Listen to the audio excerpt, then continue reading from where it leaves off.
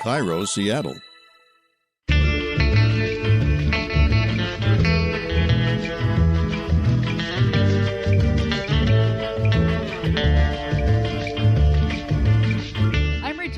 And this is Your Last Meal, a show about famous people and the stories behind the foods they love most. Today on the program, Moby. He only has one name. He's like Oprah. He's like Cher.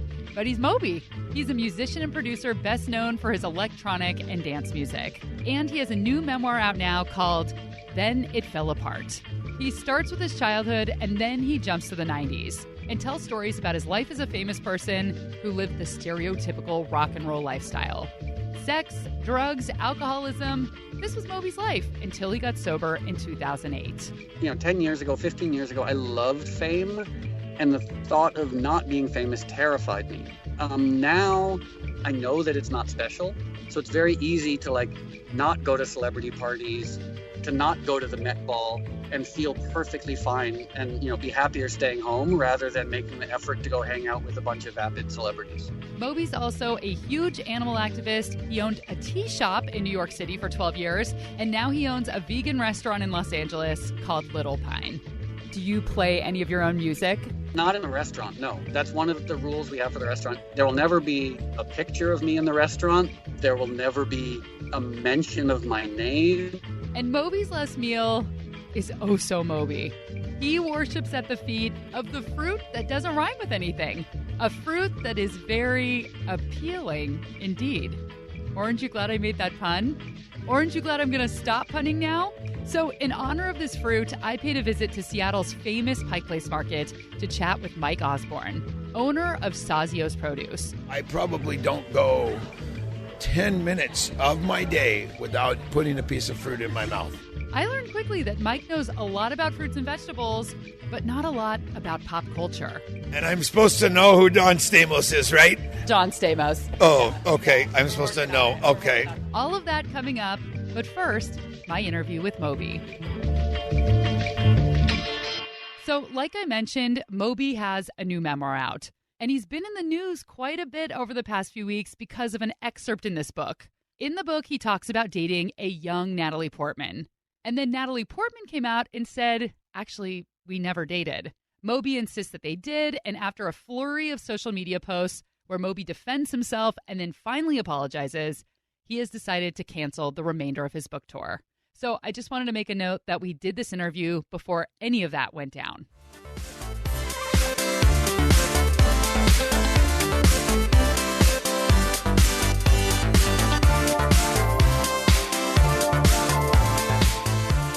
I want to talk about your restaurant because it's amazing that it's a nonprofit restaurant. Can you talk about how that works? Yeah, the way it works is the restaurant covers its expenses, and then anything beyond that, which falls into the realm of net profit, I give to animal rights organizations. And I also, with this book that I just released, Then It Fell Apart, I'm doing the same thing where 100% of my profits go to animal rights organizations. My last 3 or 4 albums, I did that as well. Because basically I live a pretty simple life. I have a nice, fairly simple home in Los Angeles.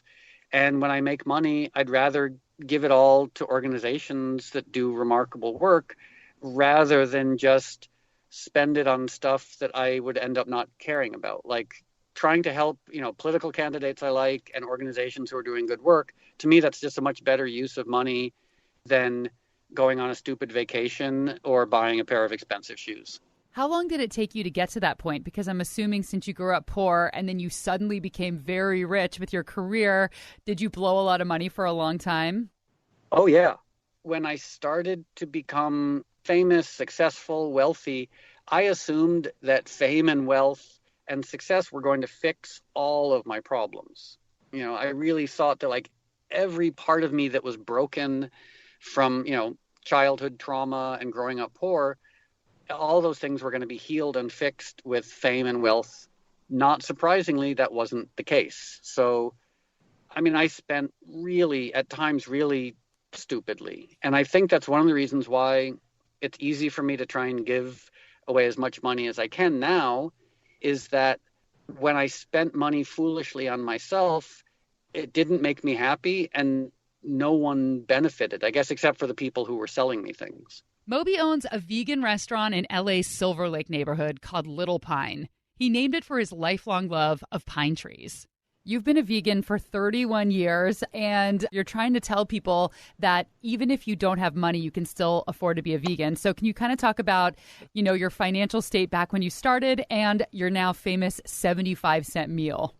When I first became a vegan, that was in 1987, and I was living in an abandoned factory in Connecticut, and I didn't have heat, and I didn't have a bathroom, and I didn't have running water. I had a little hot plate that I cooked on. And I used to buy water at the bodega around the corner. And I also at the time was making around $2,000 a year. So on average, like my maximum food budget during that time was about $10 a week. And I ate pretty well. Like I had a lot of brown rice and a lot of beans, a lot of carrots, a lot of onions, just like the inexpensive vegetables, nothing too fancy. So I had a really solid, healthy diet for less than $10 a week. And what's your 75-cent recipe? Oh, I could think of lots of them. I mean, one would be super simple, just like brown rice, lentils, garlic, onions. One of my sort of like healthy winter soup recipes, it would be just like a miso broth. And of course, as I'm sure you know, and anyone listening knows, like the key to miso is you never put boiling water in it because it's a living food. I didn't know that. Oh, yeah. It's a fermented food and it's alive. So the idea is you're not supposed to kill the active culture. So really, miso broth should never be above about 130 degrees. So you make your miso broth and you add scallions and toasted sesame seeds and chunks of tofu. And then you boil your udon or soba and then add it all together. And it's great. And when he was developing the concept for the restaurant, he had really strong opinions of what he didn't want his restaurant to be.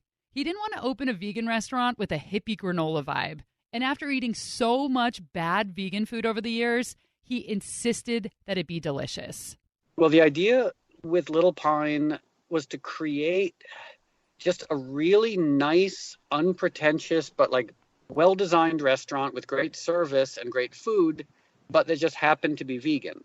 As you know, like a lot of vegan restaurants, you kind of know they're vegan from the moment you walk into them. Yeah, I read something about, no Birkenstocks, none of that kind of classic 70s alfalfa sprout stuff. I mean, if someone comes in wearing Birkenstocks, that's fine. But like our staff, especially like the people who work on the floor, like they wear white button-down shirts and they have matching aprons. And it's very sort of like simple and traditional. Of course, people can come in and do whatever they want. I mean, you can come in wearing jeans and flip-flops or, cutoffs, but like the quality of service and food and wine and everything is a bit more elevated, I think, than people would usually expect to find at a vegan restaurant. Go online and look at the menu of Little Pine. I think everything sounds so good. There are roasted carrots with smoked almond ricotta, thyme, and micro basil, and lots of comfort foods like vegan mac and cheese and shepherdess pie made with French lentils, shiitake and crimini mushrooms, tempeh, and mashed potatoes. And apparently a little bit of feminism as well. What's your favorite dish on the menu? That's a really good question. I have to say, we were having a Christmas or like a holiday party, and the staff made pizza for themselves. And I tasted it, and I was like, why are we not serving this? Like, this is the best vegan pizza I've ever had. Why are you guys just making it for yourselves? That's probably one of my favorite things. And it's an interesting take on pizza because instead of using a tomato-based marinara, it's a romesco base with fennel and spinach and a house-made vegan sausage, and it's really, really good. All right, so we got vegan pizza topped with vegan sausage, 75-cent udon soup. These are a few of Moby's favorite things, but they are not special enough to qualify as his last meal. When we come back, Moby will share his last meal. And it was so different than any last meal that anyone has ever shared with me that it made me make these sounds. What? Why? We'll be right back.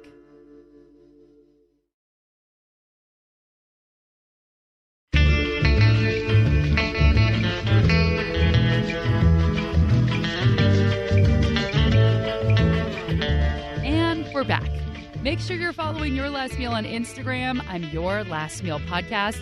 And if you're new to listening, welcome. Make sure and go back and check out some of my favorite episodes, like my interview with one of my very favorite funny people, actor Jenny Slate. Oh, Jenny Slate is the best. And this is the episode that earned us the James Beard nomination. I love ordering room service, and I love taking things out of the minibar, and because as a kid, it's like, don't even go near that fridge. You got to be crazy, if you think you're gonna like open a Coke, like that's insane. And sometimes though, like I really like that.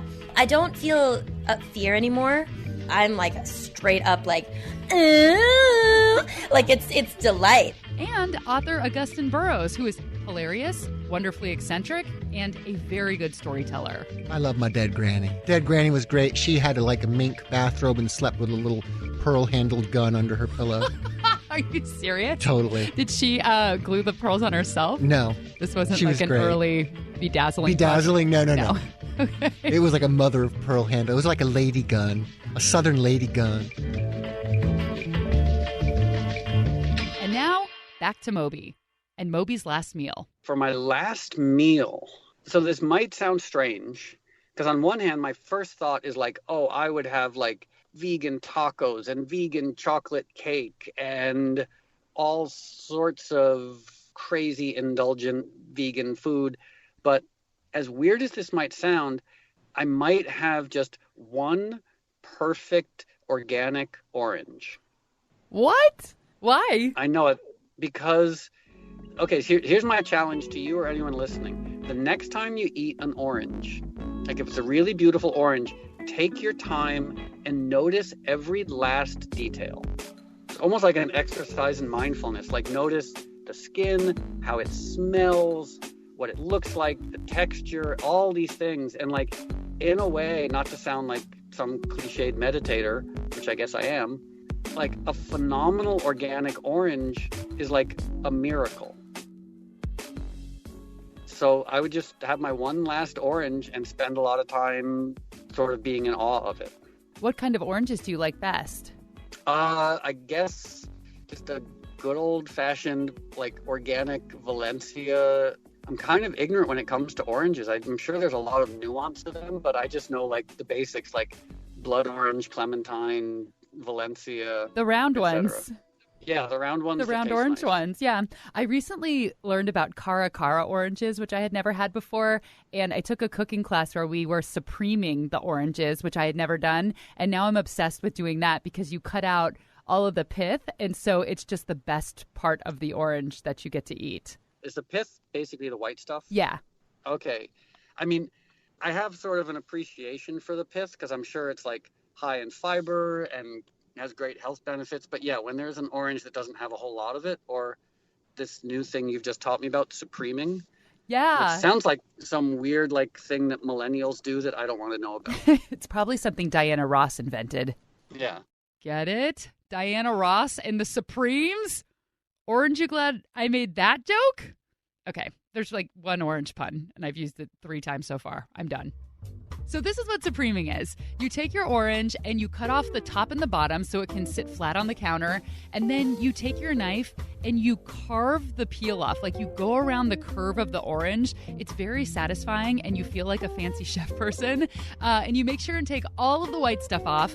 And then you get a little knife, a little paring knife, and you cut out each segment. So you do it between the membranes, all of the white stuff that kind of gets chewy in your mouth. So all that you're left with are these perfect little segments. They're like little jewels without any of the gross pith, and you can chew them, and you get to feel superior to other people because number 1, you've just spent like 15 minutes carving an orange, and number 2, you get to say supreming, and most people don't know what that means, so you look fancy and you get to explain it to them like I'm doing right now. Don't I seem fancy?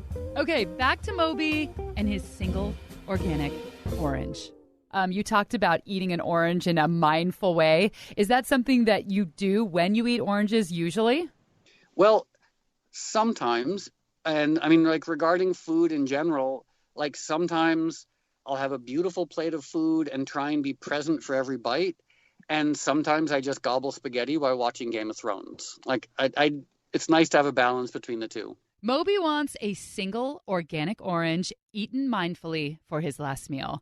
I'm saying this with my fingers in the air like I'm in a yoga class with my thumb pressed to my middle finger because we all feel a little more zen after listening to Moby talk about an orange. So I visited a guy who has been working very intimately with oranges for the past 28 years. Peaches and cherries, folks. Cherry season is here, folks. 2 pounds, 15 Rainier cherries here now. Mike Osborne owns Sazio's Produce, right smack dab in the middle of Seattle's beautiful and historic Pike Place Market, just down the corridor from the guys who throw the fish. Sazio's. Nobody sleeps through a sale at Sazio's, okay? I've been in the market for 46 years, so I did 18 years of retail fish before I got here. How old are you? I have to, because you don't look old enough to have, like, you're adding all these numbers, and I'm like, is he 100? Well, I'm just shy of 100 on some days. No, I'm 60 years old. Yeah, I started when I was 14. I worked 66 hours a week for $1.75 an hour my first summer down there. Richest 14-year-old you'll ever meet. I'm 60 years old. I work 7 days a week. I live right across from the market. I come to work every day because I choose to come to work every day. And I choose it because it's one of the funnest things I do. Mike is just as much an entertainer and a tour guide as he is a salesman. The market gets about 15 million visits a year, okay? It's about 100,000 people a day this time of year. So it's, one of the top 5 most visited places in the country. So I'm here to talk to you because I interviewed Moby. Do you know who Moby is? The only Moby I know is Moby Dick. Fact. Moby's real name is Richard Melville Hall. His great-great-great uncle was Herman Melville, who is the author of Moby Dick. And he's had the nickname Moby since he was a little baby. Are you serious? Yes, which made me so happy because, like when someone gives themselves a one name, it's like, oh, when did you decide you were Moby? Right. Moby. It's like, oh, your mom decided when you were a little baby. We all like you better now. Except for Natalie Portman. Moby, who is famous not only for music but for being a vegan, he told me that he wants to eat for his last meal a single organic orange, and he wants to eat it mindfully. He wants to peel it slowly and really savor it and enjoy it. How do you eat an orange? Do you do that? Do you mindfully eat an orange? Oh, hell no. I cut mine and just throw it in my mouth. I love them, so I will eat it as quickly as I can get. When I'm eating a satsuma, I'm peeling the next one as I'm eating the first one because I love them. I'll eat 4, 5, 6 of them. I'm in the industry, so fruit is in my mouth constantly during the day. To actually sit down and eat one piece of fruit probably doesn't happen in my life much, but I probably don't go 10 minutes of my day without putting a piece of fruit in my mouth.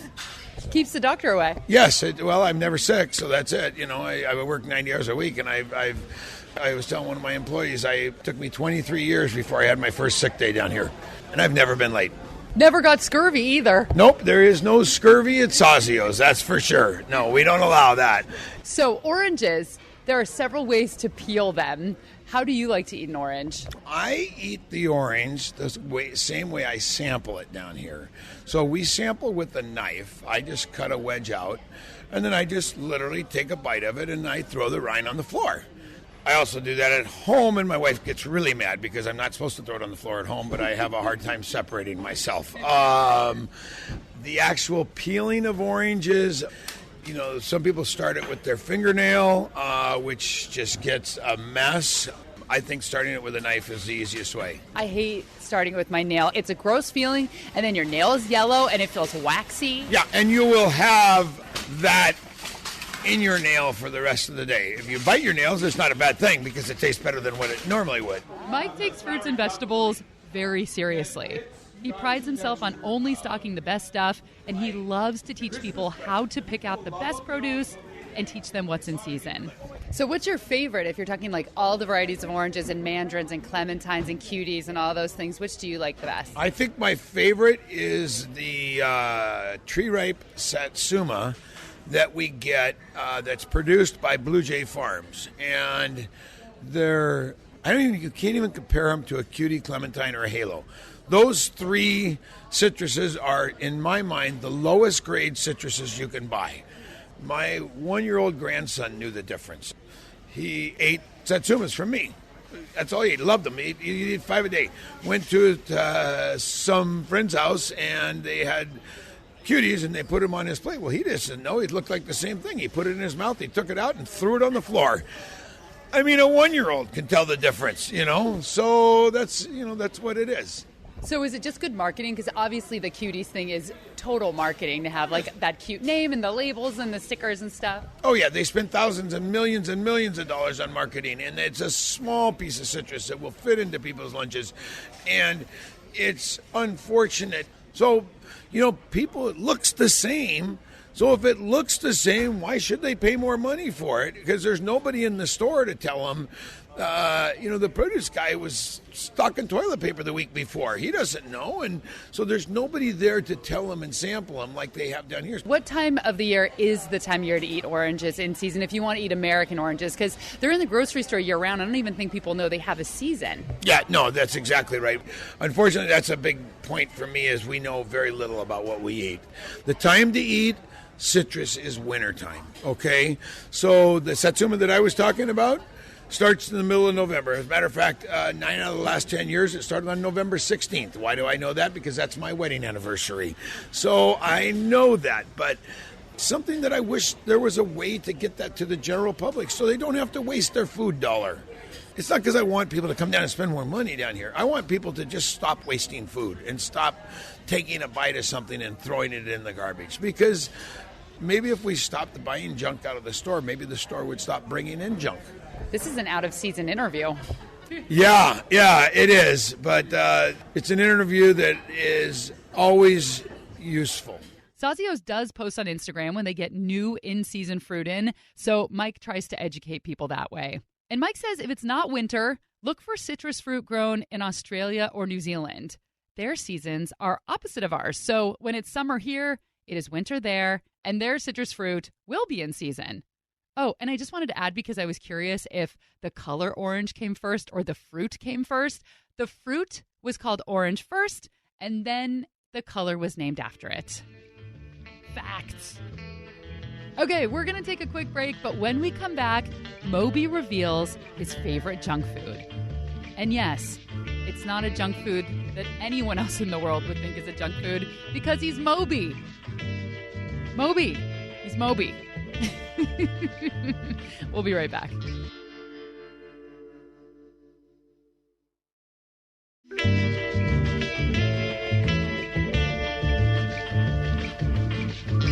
Moby grew up with a single mom, and they never had very much money.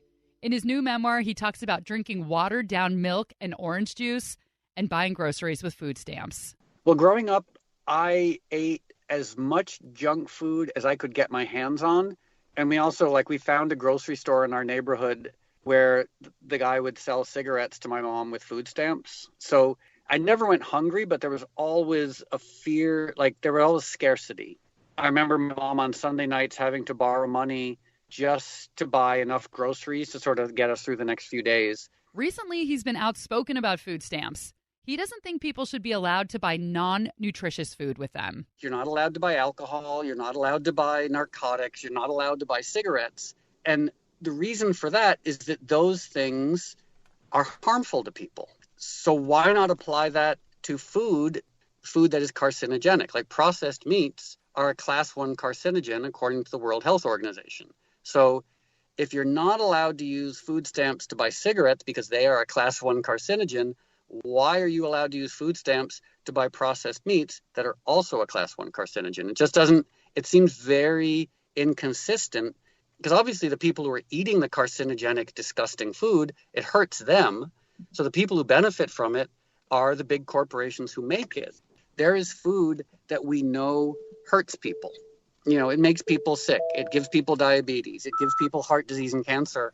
Why do we subsidize food that makes people sick, but we don't subsidize food that actually can contribute to people's health and well-being? When he was a kid, Moby says he ate as much junk food as he could get his hands on.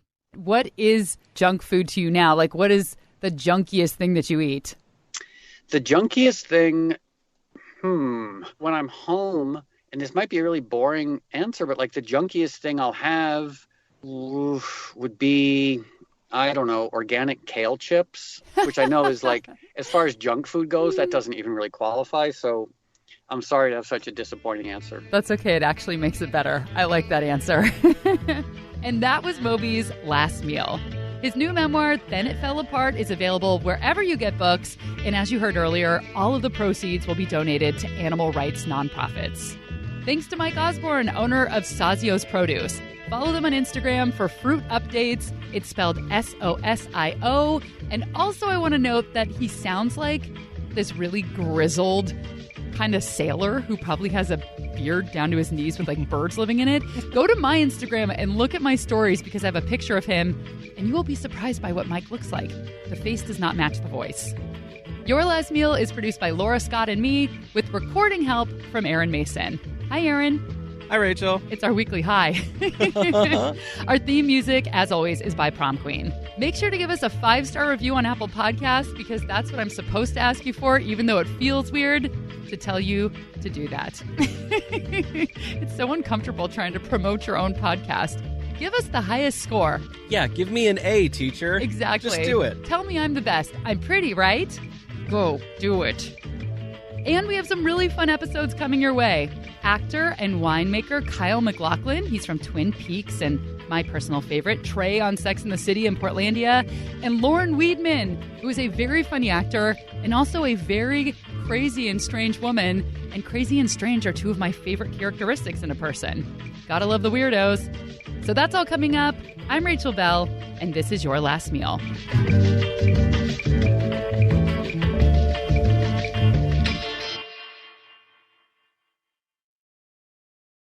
I keep trying to think like what his last name would be. Like just, and that was Moby's last meal. It's like there's like you want this kind of rhythm to it. I guess Dick. Moby Moby Dick. I guess Moby Dick.